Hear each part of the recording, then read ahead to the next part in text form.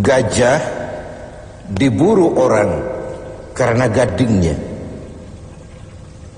Rusa menjadi indah karena tanduknya. Dan badak dikejar orang karena culaknya. Gajah yang tak bergading, rusa yang tak bertanduk, bahkan badak yang tak berculak, segera kehilangan keindahannya. Demikian kalau ini kita pindahkan kepada nilai-nilai keimanan. Orang yang beriman dikenal karena ia punya ciri, punya tanda. Apa tandanya? Al-Anfal ayat 2 dan 3 menjelaskan itu. Innamal mu'minun, sesungguhnya yang benar-benar dinamakan orang beriman itu, siapa mereka? Pertama, alladzina idza dzukirallahu wajilat qulubuhum. Apabila disebut nama Allah, bergetar hatinya. Nama Allah sanggup menggugah jiwanya. Bagaimana ini bisa terjadi?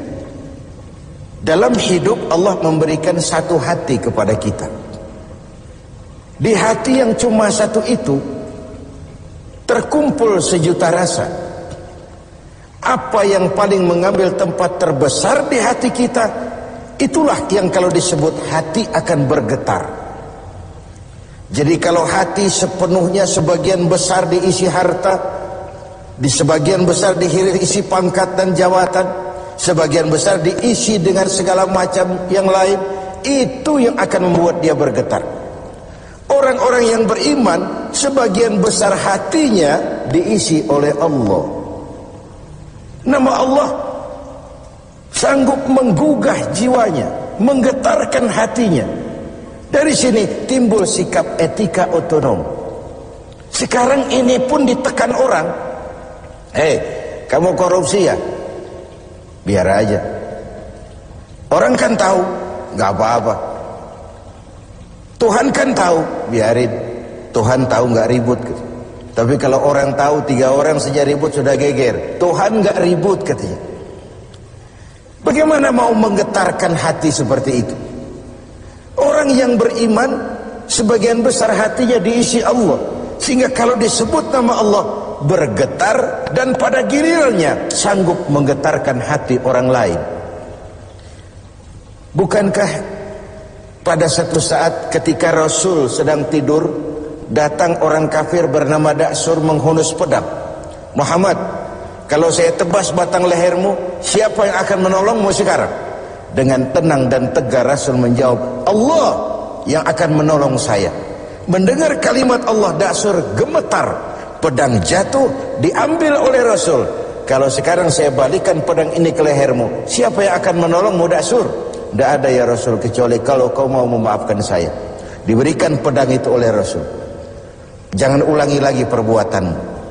2 sisi dari cerita pendek ini. Pertama, bagaimana mudahnya Rasul memaafkan orang yang nyata-nyata mau menghabisi jiwanya. Yang kedua, kalimat Allah ketika diucapkan oleh Rasul yang batinnya bersih, menggetarkan Da'sur, menggetarkan hati orang lain. Yang kedua, wa idza tuliyat alaihim ayatuhu zadatuhum imana. Orang beriman itu kalau dibacakan kepada mereka ayat-ayat Allah, bertambah keimanannya. Apa ayat Allah itu? Tanda-tanda Allah. Ada berapa ayat Allah? Ada 2. Pertama, ayat yang terucap oleh Allah, biasa kita sebut wahyu. Yang kedua, ayat yang tercipta oleh Allah, alam semesta jagat raya ini. Adapun orang-orang yang beriman melihat ayat Allah yang tercipta, membaca ayat Allah yang terucap, semakin bertambah imannya. Dia berdiri di tepi pantai, bukan main lautan luas terhampar biru membentang, ombak menghempas diri ke tepian. Kalau laut saja begini hebat, apalagi yang bikin laut. Allahu Akbar. Dia tidak memuji laut, tapi dia memuji yang bikin itu laut. Bukan main gunung menjulang tinggi, menunjang angkasa.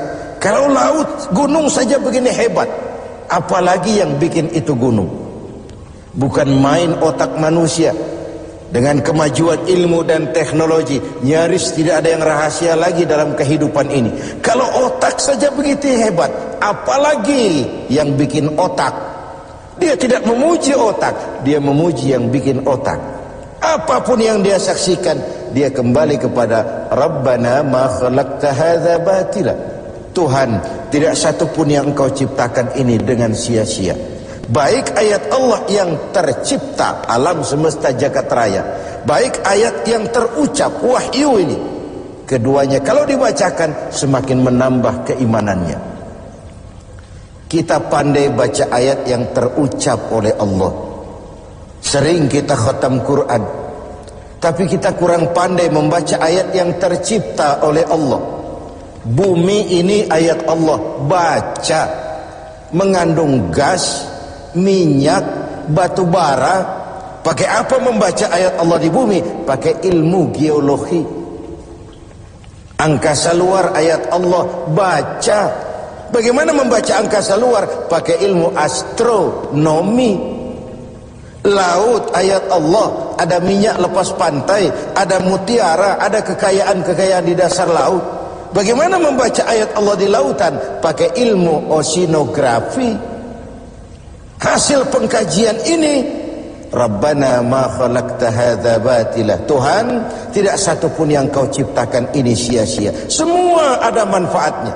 Maka orang beriman semakin dibacakan ayat Allah, baik yang tercipta maupun yang terucap, imannya semakin tambah. Kajiannya kepada alam semesta makin mendekatkan dia kepada Allah Subhanahu wa ta'ala. Yang ketiga, wa ala rabbihim yatawakkalun. Orang yang beriman itu hanya berserah diri kepada Allah. Berserah diri artinya menyerahkan hasil usahanya. Bukan belum sudah terserah Tuhan saja, terserah Tuhan. Bukan. Tawakal itu bukan fase pertama, fase terakhir. Bekerja sebagaimana harusnya, berusaha sebagaimana mestinya. Gunakan tenaga yang paling profesional, pakai teknologi yang paling canggih. Setelah semua itu terlaksana, baru wa ala rabbihim yatawakkalun. Berdoa, mohon pertolongan Allah, kemudian berserah diri sepenuhnya. Kalau dia berhasil, dia tidak lupa diri. Kalau dia gagal, dia tidak putus asa. Bukan lalu kita jadi apatis, bukan lalu kita belum apa-apa sudah terserah Tuhan. Tidak. Wa ala rabbihim yatawakkalun, menyerahkan segala hasil usahanya kepada Allah Subhanahu wa ta'ala. Dari situ dia husnuzon, baik sangka kepada Allah. Kalau gagal cuma tertunda, kalau berhasil tidak lupa daratan. Dan husnuzon ini penting, sebab kalau tidak buruk sangka saja kita. Saya kan sholatnya rajin, kok rezeki seret bener sih. Saya kan puasanya nggak bocor-bocor, tapi mau lebaran kok nggak dapat THR sih. Ada seorang petani selesai bekerja di ladang, tidur istirahat di bawah pohon beringin. Di sebelah pohon beringin ada pohon semangka. Sambil menerawang berpikir si petani, Tuhan kok tidak adil. Masa beringin pohonnya besar, buahnya kecil. Ini semangka pohonnya kecil, buahnya besar. Tidak adil ini. Tuhan bukan arsitek ulung. Mestinya supaya enak dilihat, beringin pohonnya besar, buahnya sebesar buah semangka. Semangka yang pohonnya kecil, buahnya sekecil buah beringin saja. Tidak adil Tuhan ini. Baru dia selesai berpikir Tuhan tidak adil itu, jatuh sebutir buah beringin tepat menimpa hidungnya. Dia terkejut. Astagfirullahaladzim, kalau begitu Tuhan benar-benar adil. Coba kalau buah beringin sebesar semangka barusan jatuh nimpa hidung saya, kayak apa potongan saya sekarang? Ayo kita jujur, dalam hidup kan kita sering begitu. 1 menit yang lalu dia masih berkata Tuhan tidak adil. 1 menit kemudian dia sudah berkata Tuhan benar-benar adil. Ini perlunya baik sangka kepada Allah Subhanahu wa ta'ala. Dan disitulah perlunya tawakal itu. Yang keempat, alladzina yuqimuna shalah. Orang beriman itu mendirikan solat. Selalu kata-kata solat bergandeng dengan aqimis solat. Dirikan, bukan kerjakan. Saya ingin berkata maaf, banyak di antara kita yang sudah mengerjakan solat tapi belum mendirikan solat. Sebab mendirikan solat artinya mengerjakan solat dengan benar, cukup syarat rukunnya. Selesai solat, ajaran solat diterjemahkan dalam sambungan. Kalau sekedar mengerjakan saja, ya selesai pekerjaan, selesai. Habis solat, maksiat lagi. Habis sholat, sombongnya jalan terus. Habis sholat, pelitnya nggak pernah hilang. Beda dengan mendirikan. Ketika takbir, pada posisi berdiri, arahkan pandanganmu ke tempat sujud. Ini filosofinya apa? Kau kalau sudah di atas, ingat dengan yang di bawah. Kau sudah kaya, ingat sama yang miskin. Kau sudah berkuasa, lindungi yang rakyat jelata. Kau sudah jadi orang alim, bimbing yang awam. Solat, berdiri, arahkan pandangan ke tempat sujud. Ini mendirikan, bukan sekedar mengerjakan. Orang yang beriman punya sandaran vertikal. Ini yang penting. Punya sandaran vertikal kepada Allah saja. Kalau kita bersandar ke tiang, tiangnya runtuh, roboh, kita jatuh. Kita bersandar kepada orang kaya, dia jatuh miskin, kita selesai. Bersandar kita kepada jenderal, dia pensiun, kita tamat. Orang yang beriman, alladzina yuqimuna shalah, dia hanya punya sandaran vertikal kepada Allah saja. Kalau hidup sudah mulai kita gantungkan kepada manusia, bersiaplah untuk kecewa. Berharap tentu, bergantung hanya kepada Allah. Yang terakhir, wa mimma razaqnahum yunfikun. Orang yang beriman ini menginfakkan sebagian dari harta yang diberikan Allah di jalan Allah.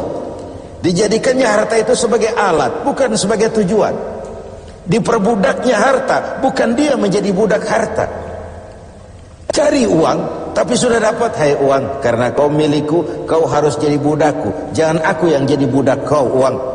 Cari harta, harta, karena kau milikku, kau harus jadi budakku. Jangan aku yang kau perbudak.